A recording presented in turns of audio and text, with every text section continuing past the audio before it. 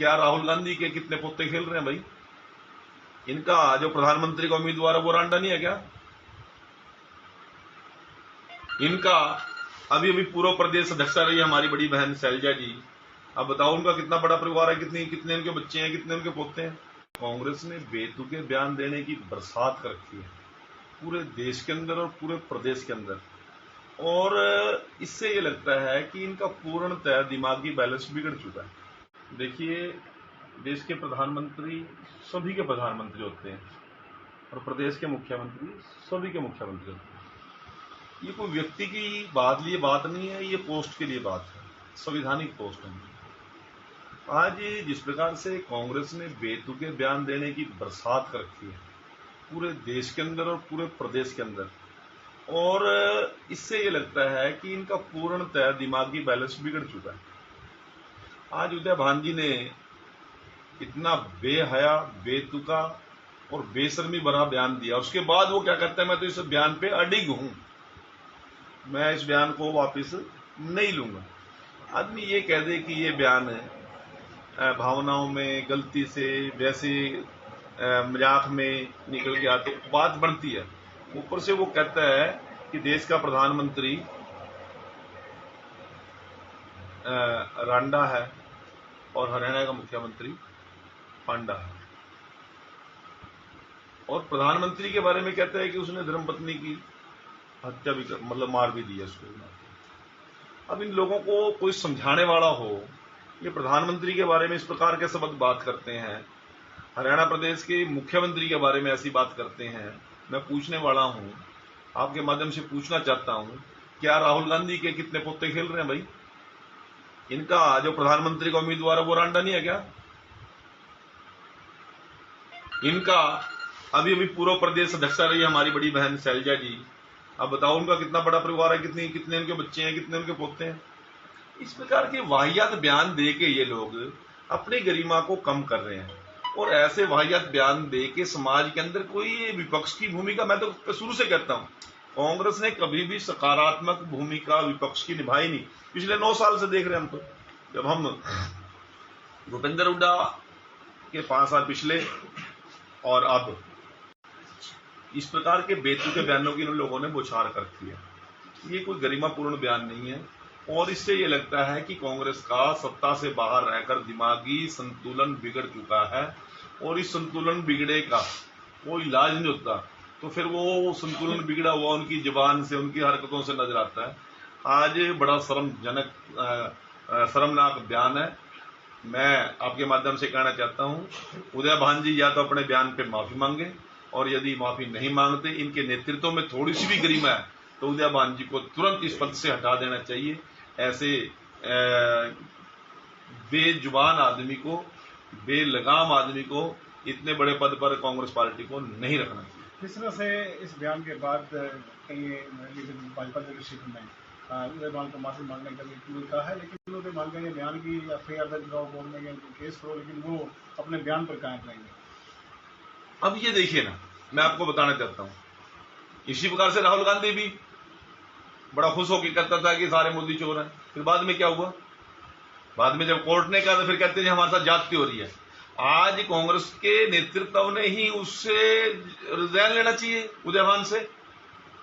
वो व्यक्ति इस पद के लायक ही नहीं है। अब उसको ये समझ नहीं आ रही कि ये तो किसकी लड़ाई में किसका दो लग रहा है। आदमी के टोटे में उसको प्रदेश अध्यक्ष बनाया है, कोई योग्यता के आधार पर थोड़ी बनाया है। यदि वो योग्य होता तो फिर तो बहुत कुछ होना था। जिस प्रकार से उनकी पारिवारिक रीति नीति रही है, जिस प्रकार से कांग्रेस की कल्चर रही है, जिस प्रकार से ये लोग देश विरोधी, समाज विरोधी और गैर जिम्मेदाराना बयान देते हैं, इन लोगों को मेरे ख्याल से आने वाले समय में कोई विपक्ष के तौर पर भी मानने के लिए तैयार नहीं होगा। देश की और प्रदेश की जनता और प्रदेश और मतदाता, मैं तो पूछता हूं, आप लोगों को सवाल करना चाहिए भूपेंद्र हुड्डा से, क्या वो उसके बयान से सहमत है? क्या राहुल गांधी उदय भान के बयान से सहमत है? क्या खड़गे जी इसके बयान से सहमत है? यदि सहमत नहीं है तो उसको तुरंत यहां से डिसमिस करना चाहिए। किस तरह से एक उदय भान का बयान आता है, दूसरी तरफ जो फिरोजपुर जिला से कांग्रेस के विधायक हैं मोहम्मद खान, उन पर हिंसा फैलाने को लेकर गिरफ्तारी की जाती है। देखिए, वो कोई छुपी हुई बात नहीं है, किस प्रकार की वो रिकॉर्डिंग है।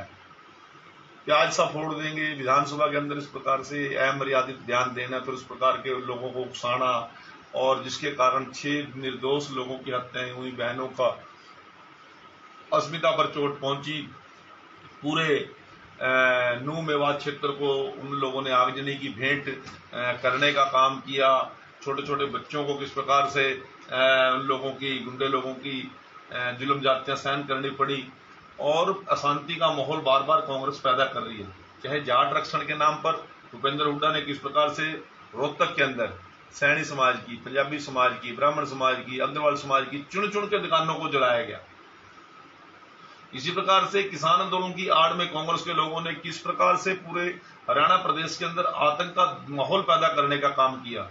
ब्रजभूषण सिंह के नाम पर इन लोगों ने खिलाड़ियों को आगे करके किस प्रकार से पूरे देश को जलाने का काम किया।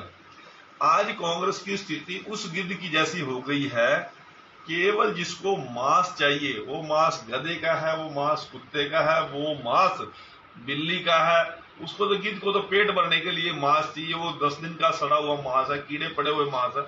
अब कांग्रेस को तो आंदोलन करने के लिए कोई बहाना चाहिए, अपने पास तो उनमें दम नहीं है। कोई आंदोलन करता है, वहां सबसे पहले बैठे कांग्रेसी मिलेंगे, हमारा किसानों को समर्थन है। अरे तुमसे को मांगने कौन आ रहा समर्थन? हमारा जाटों को समर्थन है, हमारा फलां को समर्थन है, हमारा मुसलमानों को समर्थन है। अरे मित्रों, यदि आप लोगों में राजनीति करने का दम बकाया नहीं बचे तो अपने घर बैठ जाएं। और यदि राजनीति करने का शौक है तो तथ्यों के आधार पर हमें एक गरिमापूर्ण तरीके से राजनीति करनी चाहिए। देश विरोधी ताकतों को उकसाकर, समाज को तोड़कर और इस प्रकार के बेतुके बयान देकर समाज को आग की भट्टी में नहीं झोंकना चाहिए। आज इस प्रकार का इनका प्रदर्शन है वो शर्मनाक है, निंदनीय है। और मैं पुनः कांग्रेस के नेतृत्व से ये कहना चाहता हूं, या तो उस बयान पर वो माफी मंगवाएं उससे, और यदि माफी नहीं मंगवाते तो उसका मतलब खड़गे से लेकर राहुल गांधी से लेकर सोनिया गांधी से लेकर भूपेंद्र हुड्डा और शैलजा तक सभी के सभी लोग इसमें शामिल हैं। तो उनको चुनाव के अंदर मतदाता देखिए। इस तरह से 2024 का मिशन 2024 को लेकर क्या लोकसभा और विधानसभा? देखिए, अभी हमारे 5 प्रदेशों के चुनाव हैं। राजस्थान का है, तो मध्य मध्य प्रदेश प्रदेश प्रभारी आपको बनाएगा? नहीं, वो एक कार्यकर्ता के नाते जिम्मेवारी दी गई है। मैं भी कुछ 1-2 जिले की 4-5 विधानसभाओं की जिम्मेवारी में मुझे भी लगाया गया है डूंगरपुर जिला के अंदर। तो कार्यकर्ता के नाते वहां जाएंगे, जितना सहयोग पार्टी के लिए हो सके करेंगे। इसी प्रकार से मध्य प्रदेश का और छत्तीसगढ़ के साथ साथ 2 अन्य प्रांतों के भी चुनाव हैं। तो इसके बाद फिर तुरंत लोकसभा के चुनाव अगले साल आएंगे, और भारतीय जनता पार्टी पूर्णतः मिशन 2024 के लिए मोदी जी को 350 पार हो जाने की योजना के तहत हम काम कर रहे हैं। नई संसद में महिला बिल की प्राण प्रतिष्ठा कर दी गई। देखिए, एक ऐतिहासिक बिल था, वर्षों वर्षों से लंबित बिल था। ये जो उदयभान के पेट में दर्द है ना, ये जो वाहियत बयान है, ये वो महिला आरक्षण बिल का ही दर्द है कि जो ये लोग वर्षों से सिर्फ लोगों को लॉलीपॉप दे देकर, लोगों को गुमराह करके, मतदाताओं को गुमराह करके, बहनों को गुमराह करके ये लोग राजनीति करते रहे। आज वो मोदी जी ने सारे के सारे जो तीर थे, अब ये तो कहते धारा 370 हटेगी तो देश में खून की नदियां बह जाएंगी। यदि राम मंदिर के ऊपर कोई निर्णय लिया तो देश के अंदर आतंक का माहौल हो जाएगा। कभी कहते थे 3 तलाक के ऊपर देश की स्थिति बहुत गंभीर हो जाएगी। पाकिस्तान से आतंकवाद के खिलाफ हम लड़ नहीं सकते।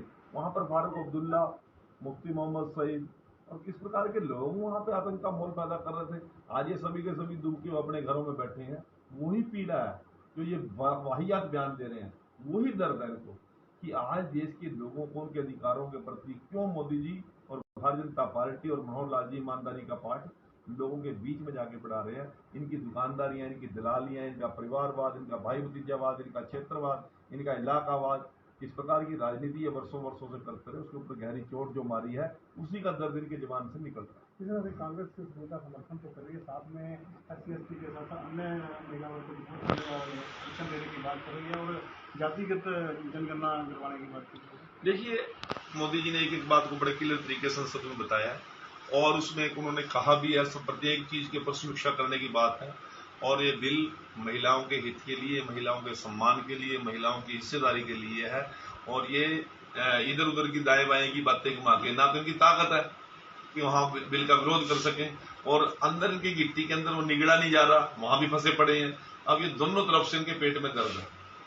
अब उधर तो यदि वो खिलाफ बोल लें तो देश की 50% आबादी इनको घर से बाहर निकलने नहीं देगी, और यदि समर्थन में बोले तो फिर मोदी जिंदाबाद कहना ही पड़ेगा।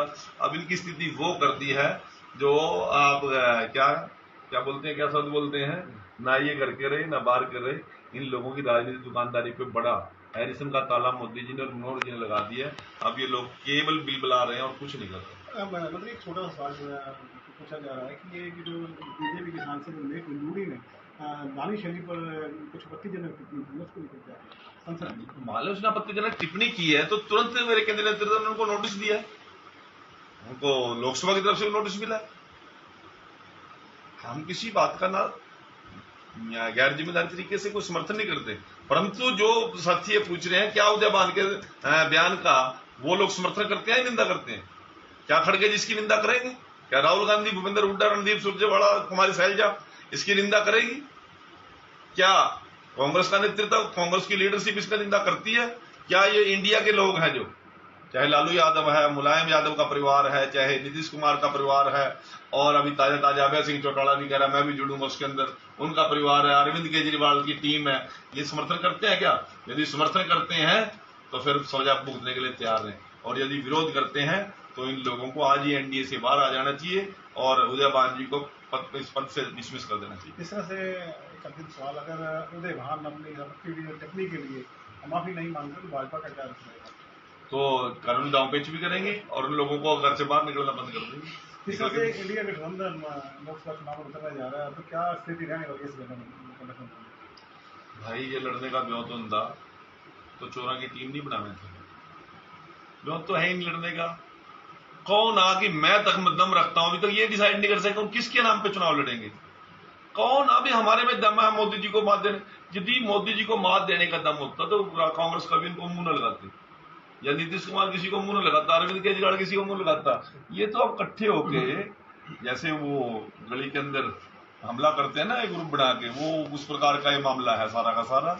उसी प्रकार का इनके अंदर कोई दमखम नहीं है, कहीं कोई इनकी मजबूती नहीं है, कहीं इनको मतदाता ने मुंह लगा नहीं रहे हैं। पूरे देश के अंदर स्थिति क्या है, फरीदाबाद एनआईटी से लेके और रायबरेली तक एक भी एमपी विधायक नहीं है कांग्रेस का। रायबरेली से लेके वायनाड तक एक भी एमपी नहीं है कांग्रेस का। वायनाड पे जाके फुल स्टॉप लग जाता है। पूरे देश के अंदर आज लगातार 2 बार से कांग्रेस ने अपनी विपक्ष की वो ताकत ही खो दी है। 50 के विधायक भी नहीं, 50 भी एमपी इनके नहीं आ रहे। अब ये इकट्ठे होकर मोदी जी के साथ लड़ना चाह रहे हैं। अरे मोदी जी को तो लड़ा के देख लिया, चाइना भी पीछे हट गया, पाकिस्तान भी पीछे हट गया, और कांग्रेस की तो भी साथ ही क्या है। इन ये जो दुमछल्ले साथ लगे हुए हैं इनकी किसी की भी साथ नहीं है, सब ये मोदी जी के चक्कर काट कूट के वहां गए।